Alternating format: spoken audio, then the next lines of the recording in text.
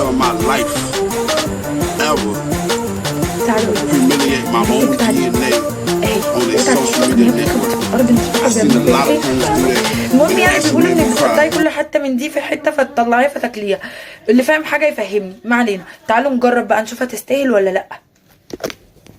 بتخبطيها كده 3 مرات وبعدين بتنيميها كده وبتعمليها كده جامد، ودي بتقوم طالعه كده، ولا سحر ولا شعوذه، وما طلعتش وما جربتهاش. استنى اقطعها بالسكينه. اول حاجه قطعت دي وبعدين دي وبعدين هبتدي بقى اقشرها واوريكم النتيجه في الاخر. ده شكلها بعد ما قشرتها اهي، ده شكلها بقى بعد ما قطعتها وقشرتها. ندوق بقى.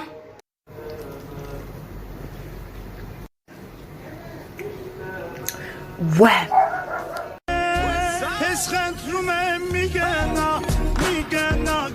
معلقه نشا، معلقه ترمس مطحون، معلقه زبادي،